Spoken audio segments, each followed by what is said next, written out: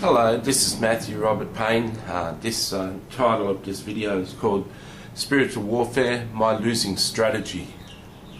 There's beautiful spiritual warfare, and then there's unsuccessful spiritual warfare. There's spiritual warfare where you win and you triumph, and there's spiritual warfare where you do things wrong and you lose. This video is particularly about ways where I've lost. Now we understand that Romans 8:28 says that all things work together for the good of those who love God and are called according to His purposes. So if you're called according to the Lord's purposes, if you're trying your best to walk in the will of God, we understand that all the good things in life and all the good things you do work together for God's glory and for good in your life. We understand that all the bad that comes against you and all the bad things you do, they all work together for your good and the glory of Jesus Christ. So we understand, well, from that I understand that even though you may lose a battle, if you continue and endure and persist with Jesus Christ and His will, you will win the war. It's pretty silly. No army would ever promote a foot soldier to be the general of his army. The only way that you become a general in the United States Army is to go through officer school, go out and serve over 100 men and then 1,000 men and then a battalion and or whatever. I don't understand warfare, but all I know is you have to have 20 years service at different ranks and go into different battles and have different successes in each battle before you be promoted to the rank of general. So too in the Christian life, to go to any level of the anointing of consequence, to ever get into a stage where it's 50,000 people in the congregation and you're preaching to them, you're going to have to go through stages of 50 people, stages of 100, stages of 1,000, and grow bigger and bigger. If you're ever going to have a large international ministry that's impacting millions of people, you've got to have a small ministry that's impacting hundreds of people at some stage. Now, Joyce Meyer was right when she said bigger levels, bigger devils. In other words, the more impact your ministry has, the more reach it has, the more people that you're impacting, the more opposition will come. Now in the past, in the flesh, in person, I've had certain individuals that were friends of mine that I eventually discerned that they were operating out of the spirit of Jezebel. In both instances, the Lord told me to cut off the friendship, and then I entered straight away within 12 hours into a very lethal, a very hard war with these people. A Jezebel spirit likes to, someone with Jezebel spirit likes to ring your phone at all hours and harass you. They'd like to confront you and get you into fights and warfare. Everywhere you are, they like to turn up, they like to have their say. Jezebel spirit particularly likes to get into an argument and get you into a tit-for-tat argument. The way you lose in spiritual warfare, one way I've lost in spiritual warfare is to get involved in that tit-for-tat argument.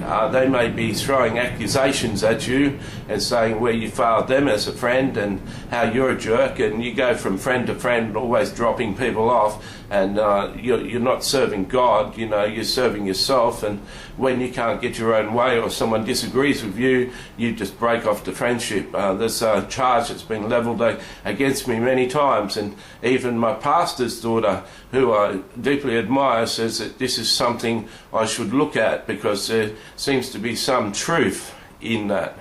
And this is true. There is truth to it. It just seems that people who've got that demonic Jezebel spirit seem to be attracted to me. Now, it is true.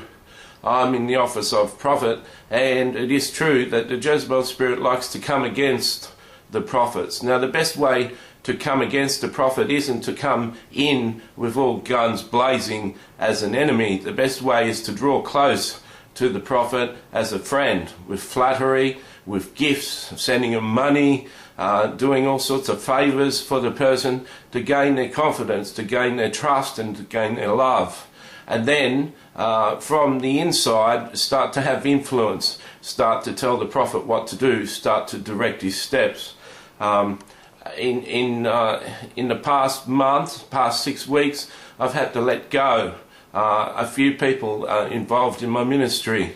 They got into some pretty hair-raising sort of debates. They got into some pretty hair-raising accusations against me, especially one called Mark Cunningham. If you know who he is, he's become someone who has made it his life goal to cause me grief and to cause me damage. There's a blog, it's easy, everyone can look it up. I don't know if I'm going to be bothered going back and commenting there, but there's a blog under Matthew Robert Payne, a prophet that he doesn't foresee or something like that, on the front page of Google. Mark saw it his duty to go in there and post a comment about operations and things I did in my prophetic ministry. Said that I extorted money out of a person when this is untrue. He said all sorts of accusations on there. He thinks it's his job and his role in life to discredit my reputation and to say that I'm full of demons and to say all sorts of unhealthy things. I think that this behaviour is reprehensible, but see, this is typical of the sort of warfare that you'll come across. I can never develop into someone with strong moral fibre, integrity, and an international ministry if I'm not able to deal with warfare. Now, many people would say that spiritual warfare cannot come through another Christian. Many people would be adamant and say that you don't get attacked by Christians. Well, a person who reckons you can't get attacked by Christians is fairly naive, but they're okay to have that opinion. But I'd say that most people out there, most people listening to this, have experienced an insult or experienced some sort of attack from another Christian. If you think that a Christian can't be possessed or a Christian can't have demonic influences operating in their life, you're in error too. I freely admit that I've still got demonic presence and demonic influences in my life, although every person in the deliverance ministry that I've come across seems to be wrong. My demonic influences are attached to deep and hurtful spiritual wounds in my life. And I've had 3 deliverance people, including Mark himself, try and deliver me and think they deliver me, just like a Todd Bentley heals people and then they die of something that they've been healed of. I've had 3 deliverance ministry cast 30 demons out of me and spewed my guts up, and within weeks the whole 30 demons are back. It's definition of stupidity is to continue to do the same thing with bad and drastic results. When the demons come back into me, they just don't come in peacefully, they come in and wreak all sorts of havoc. I've been called a false prophet, a fool and an idiot, and someone who's not acting the right way, in the Christian way, by Mark Cunningham and others, simply because I refuse to get delivered again. I believe that these demons are attached to deep spiritual and hurtful pain. I'm under counsel and authority of my pastor. My pastor has taken me through counselling.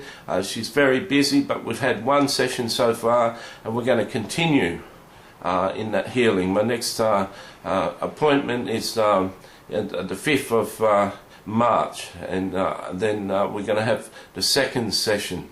We'll go to part 2.